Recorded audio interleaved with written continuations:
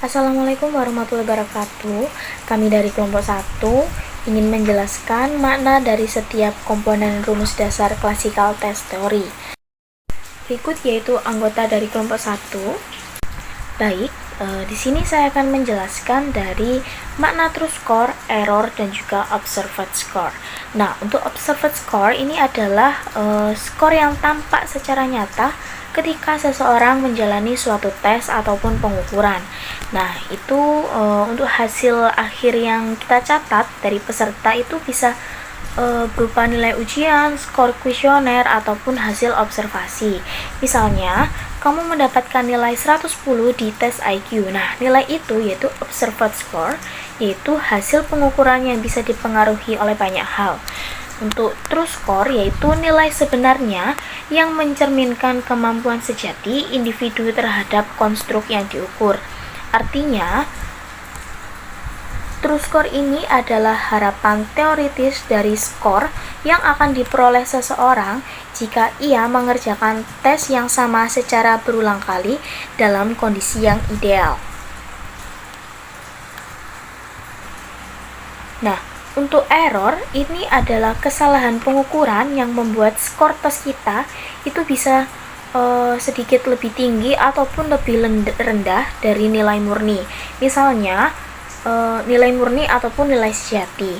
Nah, misalnya kamu sedang kurang tidur saat tes, maka skor kamu akan menjadi turun, ataupun pada saat suasana tes itu terlalu tenang sehingga kamu bisa lebih fokus, maka skor kamu akan naik.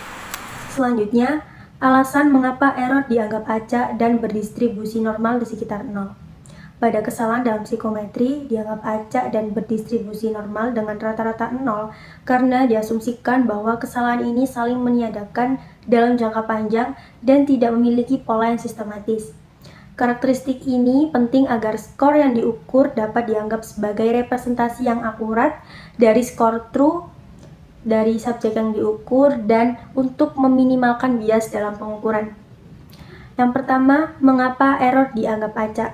Kesalahan acak ini bisa disebut dengan random error, yang artinya tidak memiliki pola yang dapat diprediksi. Ini dapat terjadi karena berbagai faktor seperti kelelahan, suasana hati, atau kondisi lingkungan saat tes berlangsung. Selanjutnya, berdistribusi normal. Kesalahan acak yang berdistribusi normal berarti sebagian besar kesalahan akan mendekati 0, dan kesalahan yang lebih besar itu positif atau negatif. Tapi itu lebih jarang terjadi karena mengikuti kurva lonceng atau yang disebut dengan bell curve. Lalu rata-rata 0. Mengapa? Karena tidak ada kecenderungan kesalahan untuk secara konsisten lebih tinggi atau lebih rendah dari skor true. Contoh nyata error terlihat pada berbagai bentuk tes psikologis. Pada tes kepribadian atau IQ test, peserta yang sebenarnya cerdas bisa mendapatkan skor lebih rendah karena lelah atau cemas, sehingga hasilnya tidak mencerminkan kemampuan sejatinya.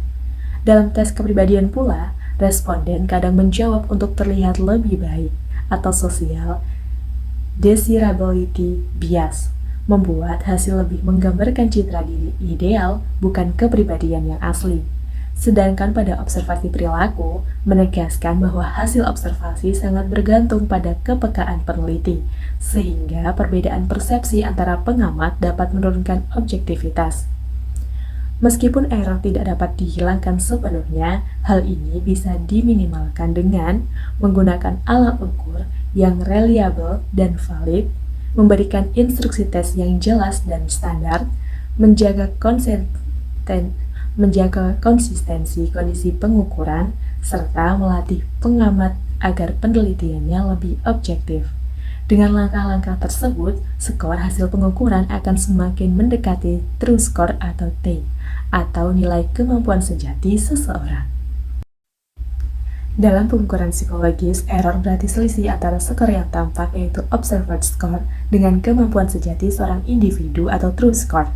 Menurut Merliani 2010, pengukuran psikologis lebih kompleks dibandingkan pengukuran fisik, karena yang diukur bukanlah hal yang konkret, melainkan konstruk abstrak seperti motivasi, emosi, dan kepribadian. Akibatnya, hasil tes dapat dipengaruhi oleh banyak faktor, misalnya kondisi individu saat tes, entah mengalami kelelahan, kecemasan, atau gangguan suasana hati. lingkungan pengukuran yang kurang kondusif, atau ketidaktepatan alat ukur dan pengamatan.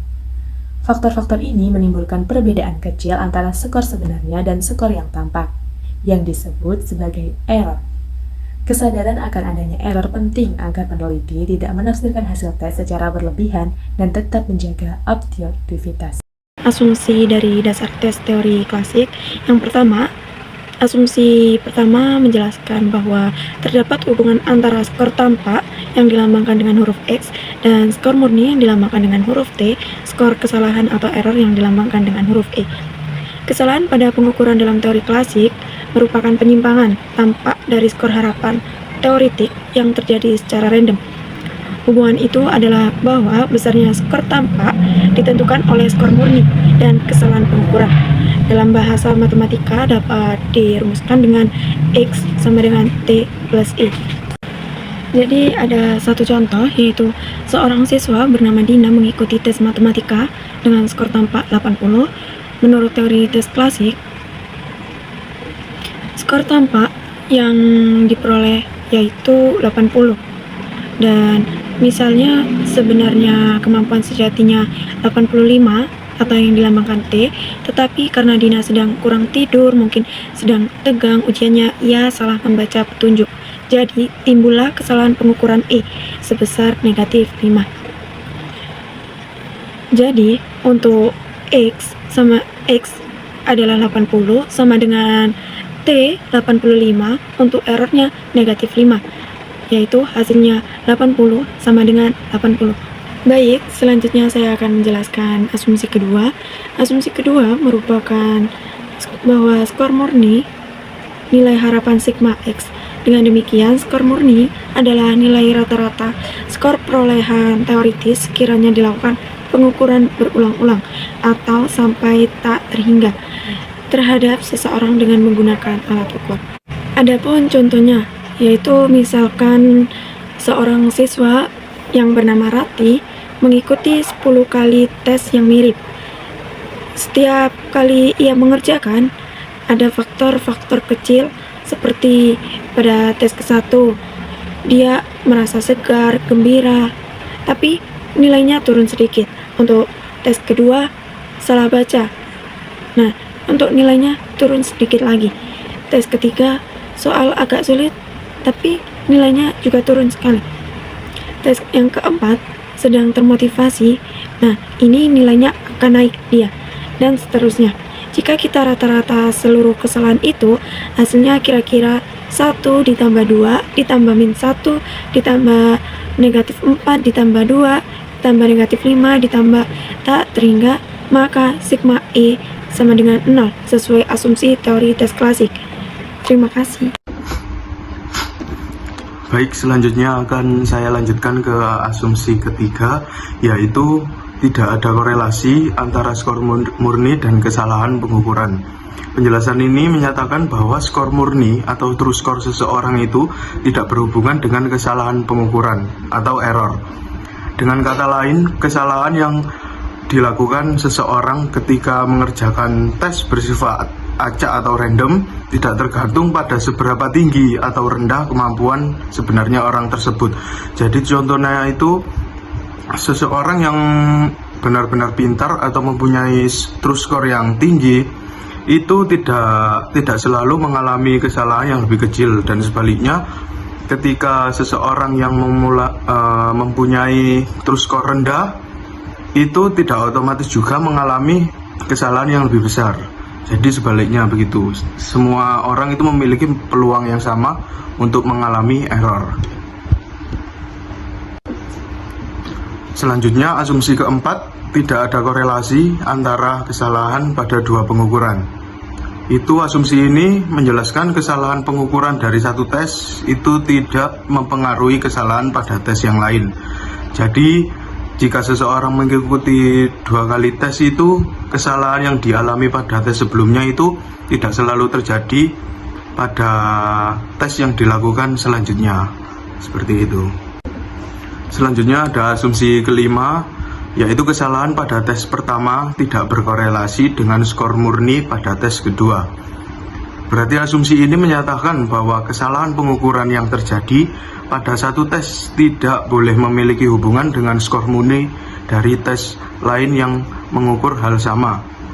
Dengan kata lain, kalau dua tes ini digunakan untuk mengukur kemampuan yang sama, misalkan mengukur kecerdasan seseorang, maka di tes pertama tidak boleh berkaitan dengan kemampuan sebenarnya yang diukur oleh tes kedua. Jika asumsi ini tidak terpenuhi, bisa jadi faktor eksternal atau bias yang membuat kesalahan pada satu tes mempengaruhi hasil tes yang lain.